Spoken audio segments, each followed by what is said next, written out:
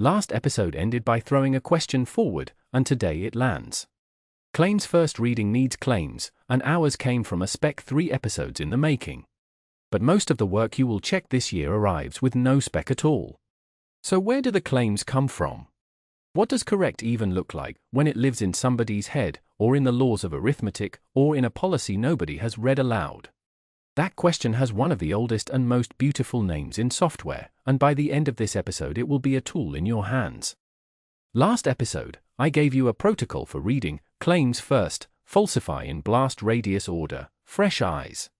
Today is about the ground those claims stand on. At the close of the first series I left an instruction that this episode exists to pay off, learn to build the oracle rather than the test, which means knowing what correct looks like independently of the thing you are checking. Hold on to that last clause, independently of the thing you are checking, because it is the whole trick.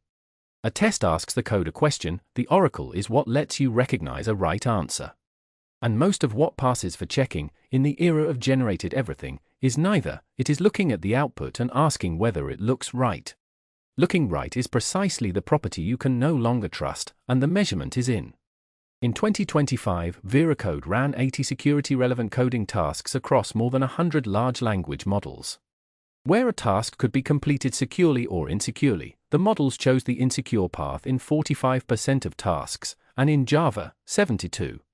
But the finding that frames this whole episode is the trend line across model generations. Syntactic correctness climbed and kept climbing, while security performance stayed flat.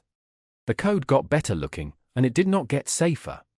Resemblance improved, and correctness did not follow. Simon Willison's rule is the right instinct, do not trust it until you have seen it work with your own eye. But seen it work against what? Run the thing, watch it produce a plausible answer, and you have verified only that it runs. Plausible and wrong, last episode's villain, sails straight through a looks right check. The tempting escape is to have a second model check the first, but machine checking machine, as the first series showed, cannot be ground truth, somewhere the chain of checks has to touch reality. Even the honest old tool has a limit, stated by Edsger Dijkstra at the NATO Software Engineering Conference in 1969, testing shows the presence of bugs, never their absence. A green suite tells you the code answered some questions well, it cannot tell you they were the right questions.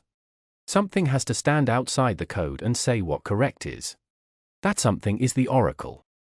So, the technique, the oracle statement, before you check anything, write down what correct looks like, in sentences that never mention the implementation. It is built from 4 kinds of raw material. Properties, statements that must hold for every input, not just the inputs you thought of. Invariants, your domain's conservation laws, true before and after every operation, and the canonical one belongs to accounting, money never disappears, every debit has a credit, the totals reconcile. Reference cases, inputs where the right answer is already known, from a regulation, a contract, a legacy system, a calculation done by hand. And golden data, real, messy, representative inputs with verified outputs, kept under version control like the treasure they are. 3 properties earn their keep so often they deserve naming. Idempotency, doing it twice is the same as doing it once, which is what makes retries safe.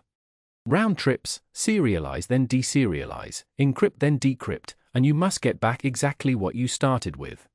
And grounding, the property this era added to the list, every factual claim in the output is traceable to a source you supplied.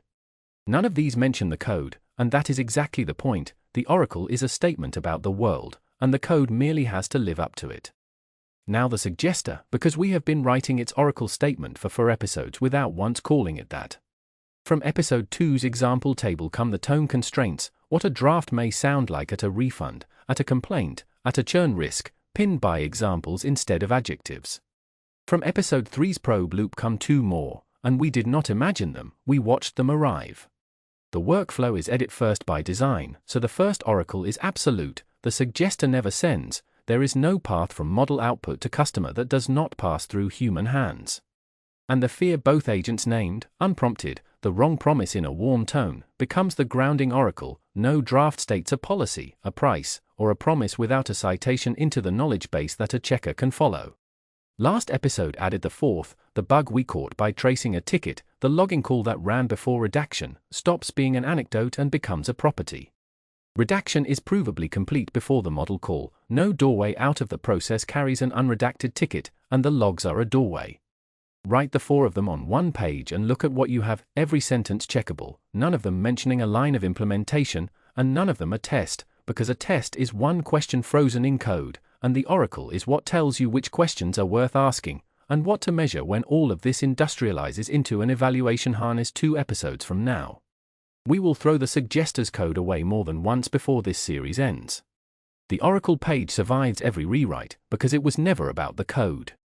The self-check takes 10 minutes and it stings. Take the last thing you shipped and write down what would have failed if it had been wrong, without referring to the implementation. Not where the bug would have hidden, what fact about the world would have broken. If the sentences come, you had an oracle, and writing it down just made it shareable. If nothing comes, the thing was checked against a feeling, and the honest name for that feeling is vibes. Nobody passes the first time, which is exactly why it is worth doing today. The exercise, for the feature you are working on right now, write the oracle statement before your next prompt. 1 page, for headings, properties, invariants, reference cases, golden data.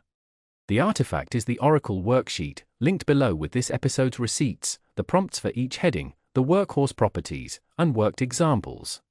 And you will know it worked the first time the output looks right and the oracle says no, because that is the moment you stopped checking resemblance and started checking correctness. One warning before the strand moves on. An oracle on a page is knowledge, and unenforced knowledge is decoration. The suggester's oracle says redaction is provably complete, and right now nothing proves it. A sentence only becomes protection when a machine checks it on every change, tirelessly, which raises an uncomfortable question about the green ticks you already trust. If the code were wrong, would your tests actually fail? For most suites, measured honestly, the answer is no. Next episode, the test that would fail, how to break your code on purpose, and find out whether your safety net can catch anything at all.